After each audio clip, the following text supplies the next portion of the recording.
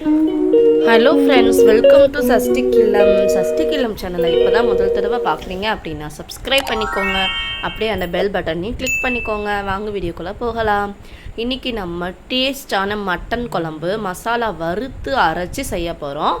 அதுக்கு தேவையான பொருட்கள் 1 டேபிள் ஸ்பூன் அளவுக்கு மல்லி எடுத்துக்கோங்க, 1 டீஸ்பூன் ஜீரகம், 1 டீஸ்பூன் மிளகு, 1 டீஸ்பூன் சோம்பு, 4லிருந்து 5 முந்திரி பருப்பு, 1 பட்டை, 1 லவங்கம், 2 ஸ்டார் அனீஸ், 2 கிராம்பு இதெல்லாம் எடுத்துக்கலாம். முந்திரி பருப்பு சேர்த்திங்கன்னா குழம்பு நல்லா க்ரீமியாக கிடைக்கும்.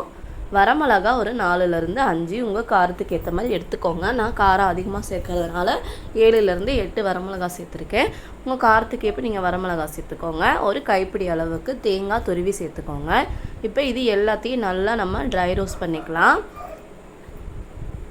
மீடியம் ஃப்ளேம்லேயே ட்ரை ரோஸ்ட் பண்ணுங்கள். இது எல்லாமே கருத்துருச்சு அப்படின்னா மசாலா கருப்பாயிரும். கலர் சேஞ்ச் ஆகாமல் வறுத்துக்கோங்க, வறுத்து அரைச்சிக்கோங்க. இந்த மாதிரி கலர் சேஞ்ச் ஆகாமலே இதை வறுத்து நல்லா மிக்சியில் பேஸ்ட்டாக அரைச்சி வச்சுக்கோங்க. இப்போ நம்ம குழம்பு தாளிச்சிக்கலாம். தாளிக்கிறதுக்கு ஸ்பைசஸ் எல்லாம் எடுத்து வச்சுக்கலாம். பிரிஞ்சி இலை, கிராம்பு, பட்டை, லவங்கம் எல்லாமே. நான் சின்ன வெங்காயம் தான் எப்பயுமே யூஸ் பண்ணுவேன். ஒரு பவுல் அளவுக்கு சின்ன வெங்காயமும் தக்காளி நறுக்கி வச்சுருக்கேன். இப்போ குக்கரை ஹீட் பண்ணிவிட்டு எண்ணெய் ரொம்ப குறைவாகவே சேர்த்துக்கோங்க மட்டன் குழம்பை பொறுத்தவரை. ஏன்னா மட்டன்லேருந்து கொழுப்புலேருந்து எண்ணெய் பிரிஞ்சு வரும், அதனால் ரொம்ப குறைவாகவே சேர்த்துக்கோங்க. எண்ணெய் சூடானோடனே ஸ்பைசஸ் எல்லாம் போட்டு நல்லா பொரிஞ்சதுக்கப்புறம் நம்ம நறுக்கி வச்சுருக்கிற வெங்காயம், கொஞ்சமாக கொத்தமல்லி, ஒரு கீரைனா பச்சை மிளகா போட்டு நல்லா வதக்கிக்கோங்க. வெங்காயம் வதங்கும் போது கொஞ்சம் கொத்தமல்லி போட்டு வதக்குனிங்கன்னா நல்லா ஃப்ளேவராக இருக்கும்.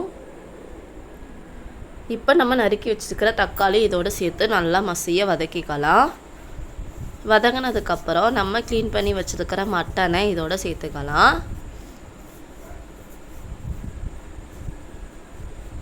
இப்போ நான் மட்டனை சேர்த்துட்டு இஞ்சி பூண்டு விழுது 1 டேபிள் ஸ்பூன் அளவுக்கு சேர்த்துருக்கேன். மட்டனுக்கு தேவையான அளவு உப்பு சேர்த்துக்கோங்க. உப்பு சேர்த்துட்டு இதை நல்லா கிளறி விட்டதுக்கப்புறம் ஒரு 3லிருந்து 4 நிமிஷம் எண்ணெயிலே கிளறி விடுங்க. அப்புறமா நம்ம அரைச்சி வச்சுருக்கிற மசாலாவை இதோடு சேர்த்துக்கலாம். நான் மட்டன் க்ளீன் பண்ண வச்ச வீடியோ இது.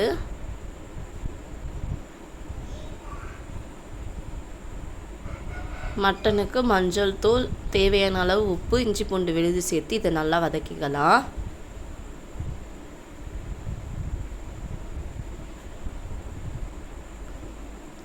இப்போ நம்ம மசாலா அரைச்சி வச்சோம்ல, அதையும் சேர்த்து நல்லா மிக்ஸ் பண்ணதுக்கப்புறம் உப்பு செக் பண்ணிக்கோங்க. உப்பு பத்தலைன்னா உப்பு சேர்த்துக்கோங்க. இப்போ தேவையான அளவு தண்ணி ஊற்றிட்டு உப்பு காரெல்லாம் பார்த்து இதை நீங்கள் மூடி போட்டு வச்சிடலாம்.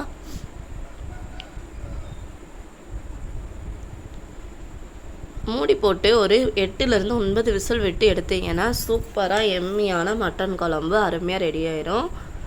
நல்லா எவ்வளோ எண்ணெய் பிரிஞ்சு வந்திருக்கு பாருங்கள். அவ்வளோதாங்க, வறுத்து அரைச்ச சிம்பிளான மட்டன் குழம்பு. இன்றைக்கி எங்கள் வீட்டில் என்ன லன்ச் அப்படின்னா சாதம், வறுத்து அரைச்ச மட்டன் குழம்பு, அப்புறம் மட்டன் சுக்கா.